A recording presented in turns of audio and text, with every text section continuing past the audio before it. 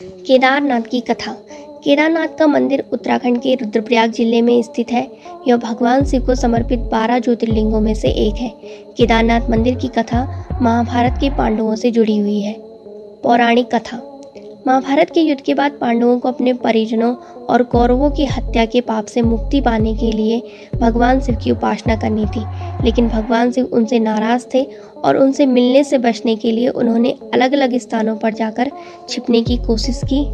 भगवान शिव ने पांडवों से बचने के लिए एक बैल का रूप धारण किया और केदारनाथ में छिप गए। जब पांडवों ने उन्हें खोजा तो भीम ने अपने विशाल रूप से शिव को पकड़ने की कोशिश की।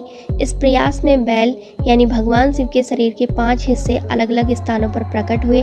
भगवान शिव का पृष्ठभाग पीठ केदारनाथ में प्रकट हुआ, अन्य भाग जैसे सिर रुद्रनाथ में, भुजाएं तुंगनाथ में, नाभि मद्महेश्वर में और जटा कल्पेश्वर में प्रकट हुई। ये 5 स्थान पंच केदार के रूप में प्रसिद्ध हैं। पांडवों की भक्ति से प्रसन्न होकर भगवान शिव ने उन्हें दर्शन दिए और उन्हें पाप से मुक्त किया। इस स्थान पर ही शिवलिंग के रूप में भगवान शिव की पूजा की जाने लगी और यहीं केदारनाथ मंदिर का निर्माण हुआ। ऐतिहासिक पृष्ठभूमि। केदारनाथ मंदिर के निर्माण का श्रेय आदिगुरु शंकराचार्य को दिया जाता है, जिन्होंने 8वीं शताब्दी में इस मंदिर का पुनर्निर्माण करवाया। ऐसा माना जाता है कि आदिगुरु शंकराचार्य जी ने यहाँ समाधि ली थी। यात्रा और महत्व। केदारनाथ की यात्रा कठिन मानी जाती है क्योंकि यह स्थल हिमालय की ऊंचाई वाले क्षेत्र में स्थित है। हर साल लाखों श्रद्धालु यहाँ दर्शन करने आते हैं, खासकर अक्षय तृतीया से कार्तिक पूर्णिमा तक, जब मंदिर खुला रहता है। केदारनाथ की यह पवित्र भूमि न केवल धार्मिक महत्व रखती है बल्कि प्राकृतिक सुंदरता से भी परिपूर्ण है, जो भक्तों और पर्यटकों के लिए आकर्षण का केंद्र है।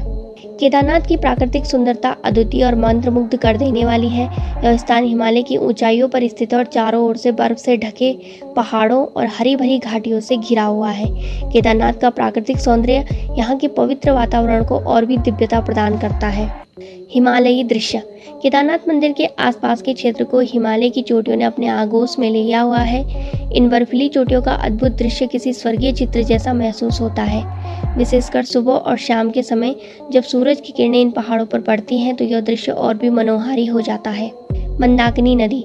केदारनाथ के पास बहने वाली मंदाकिनी नदी इस स्थान की सुंदरता में 4 चांद लगाती है।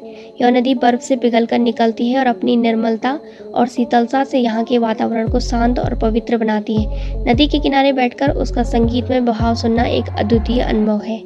हरी भरी घाटियाँ। केदारनाथ की चारों ओर फैली हरी भरी घाटियाँ और घास के मैदान यहाँ की सुंदरता को बढ़ाते हैं। यहाँ के हरे भरे पेड़ जैसे देवदार और बुरांस इस इलाके की हरियाली में एक खास किस्म का आकर्षण जोड़ते हैं।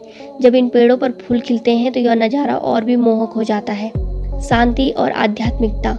केदारनाथ की प्राकृतिक सुंदरता सिर्फ आंखों को ही नहीं बल्कि मन और आत्मा को भी शांति प्रदान करती है। यहाँ का शांत वातावरण, बर्फ से ढकी चोटियों की सफेदी और मंदाकिनी नदी का मधुर प्रवाह एक दिव्य अनुभव का एहसास कराता है। यहाँ आकर व्यक्ति को मानसिक शांति और आध्यात्मिक जागृति का अनुभव होता है। केदारनाथ की यह प्राकृतिक सुंदरता यहाँ आने वाले हर श्रद्धालु और पर्यटक के दिल में गहरी छाप छोड़ती है और उन्हें बार बार यहाँ आने के लिए प्रेरित करती है।